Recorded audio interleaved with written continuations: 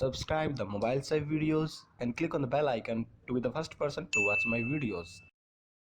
Hello दोस्तों, मैं हूं अमर प्रेम और आप देख रहे हो द मोबाइल्स की वीडियोस। आज हम बात करेंगे सैमसंग के एक चुटकू से फ़ोन के बारे में।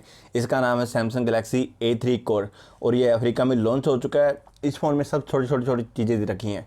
यहाँ पे छोटा सा प्रोसेसर है, छोटी सी बैटरी है, छोटा सा स्क्रीन है, छोटा सा प्राइस है, सब छोटा छोटा है। तो इस वीडियो में मैं आपको इस फ़ोन के बारे में अच्छे से बताने वाला हूँ। क्या ये फ़ोन आपको लेना चाहिए, अगर लेना चाहिए तो क्यों लेना चाहिए। तो इस वीडियो में हम इस फ़ोन के बारे में अच्छे से बात करेंगे, हर चीज़ के बारे में। तो वीडियो स्टार्ट करते हैं। लेकिन वीडियो स्टार्ट करने से पहले आपको मैं बता दूँ, अगर आप मेरे चैनल पर पहली बार आएँ तो सब्सक्राइब जरूर करें, क्योंकि मैं ऐसी टेक्निकल वीडियोस बनाता रहता हूँ। और अब यहाँ तक आई गए तो एक बार सब्सक्राइब के बटन के ऊपर कूद के जरूर जाना। गवर्नमेंट जॉब से जुड़ी हर लेटेस्ट जानकारी के लिए मेरी वेबसाइट जरूर विजिट करें, लिंक डिस्क्रिप्शन में है। अगर फ़ोन के डिस्प्ले के बारे में आपको बताऊं तो इसमें मिलेगा आपको 5.3 इंच का HD+ TFT डिस्प्ले और एक छोटा सा डिस्प्ले होने वाला, और कैरी करने के हिसाब से फ़ोन काफ़ी अच्छा है।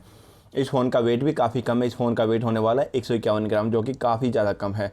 और वहीं पे इस फ़ोन में आप 2 सिम कार्ड के साथ एक एक्स्ट्रा मेमोरी कार्ड भी यूज़ कर सकते, क्योंकि इसमें दिया गया है डेडिकेटेड सिम कार्ड स्लॉट। अगर फ़ोन की बैग के बारे में आपको बताऊं तो इसमें मिलेगी आपको पॉलीकार्बोनेटेड की प्लास्टिक बैग, जो कि ठीक क्वालिटी की है।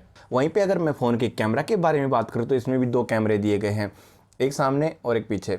अगर इसके रियर कैमरा के बारे में आपको बताऊं तो इसमें 8 मेगापिक्सल का कैमरा मिलेगा और इस कैमरा की मदद से आप 4x तक जूम कर सकते हो, और वहीं पे इसके साथ ही आप 30 फ्रेम के HD में वीडियो बना सकते हो। अगर फ़ोन के हम सेल्फी कैमरा के बारे में बात करें तो इसमें सेल्फी के लिए आपको मिल जाएगा 5 मेगापिक्सल का कैमरा। अभी फ़ोन के प्रोसेसर के बारे में कंपनी ने कुछ बताया नहीं है ऑफिशियली, लेकिन अगर इस फ़ोन की मैं क्लॉक स्पीड के बारे में बताऊँ तो 1.5 गीगाहर्ट्ज़ तक हो सकती है, जो कि ठीक है।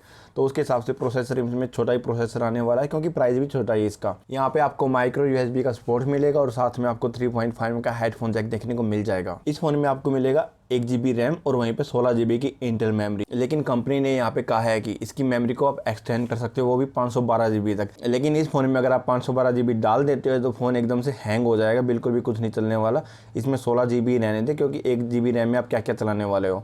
अगर आप लोगे तो इसमें कोई भी एक्स्ट्रा चीज़ मत डालें, क्योंकि इसका प्रोसेसर कुछ भी हैंडल नहीं कर पाएगा। अगर आप गेम वगैरह खेलने की सोच रहे हो इस फ़ोन में तो आप वो कैंडी क्रश वगैरह, लूडो वगैरह ऐसे गेम खेल सकते हो। लेकिन अगर आप अरेना वगैरह के गेम खेलना चाहते हो तो इसमें आप बिल्कुल भी नहीं खेल पाओगे, क्योंकि इसमें वो चलेंगे नहीं एकदम अच्छे से। अगर फ़ोन के यूज़र इंटरफेस के बारे में आपको बताऊं तो ये काफ़ी अच्छा और बेहद ही आसान होने वाला है, क्योंकि इसमें दिया गया है एंड्रॉइड गो एडिशन। यह फ़ोन एंड्रॉइड गो एडिशन पर चलता हुआ आपको मिल जाएगा, और एंड्रॉइड गो एडिशन उन फ़ोन के लिए बनाया गया था जिसमें रैम और मेमोरी कम होती है। इस फ़ोन में आपको 4G का सपोर्ट भी मिल जाएगा, और मेरे को सुनने को मिल रहा है कि इसमें ड्यूल वोल्टेज का सपोर्ट है। अगर फ़ोन के प्राइस के बारे में आपको बताऊं तो नाइजीरिया में जो फ़ोन लॉन्च हुआ है उसका प्राइस अगर इंडिया में कन्वर्ट किया जाए तो 6200 बनता है। तो देखते हैं इंडिया में फ़ोन कितने के आसपास आता है। तो अगर मैं आपको ये प्रेफर करता हूँ लेना चाहिए नहीं लेना चाहिए, आप ले सकते हो।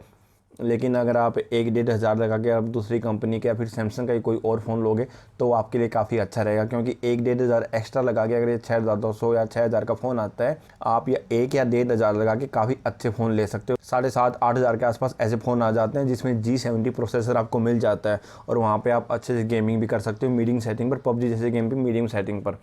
तो अब आपके ऊपर है, आप ये फ़ोन लेना चाहोगे या नहीं लेना चाहोगे, ये आपके ऊपर डिपेंड करता है। और फ़ोन में आपको 5000 mAh की बैटरी मिल जाएगी। इसको चार्ज करने के लिए लगभग 10 वोल्ट का ही चार्जर से मिल सकता है, लेकिन कंपनी ने अभी बताया नहीं कि चार्जर कैसा होने वाला है। अगर आपको वीडियो पसंद आए तो लाइक करें और इसके साथ ही सब्सक्राइब जरूर करें, क्योंकि मैं ऐसी टेक्निकल वीडियो हमेशा अपलोड करता रहता हूं।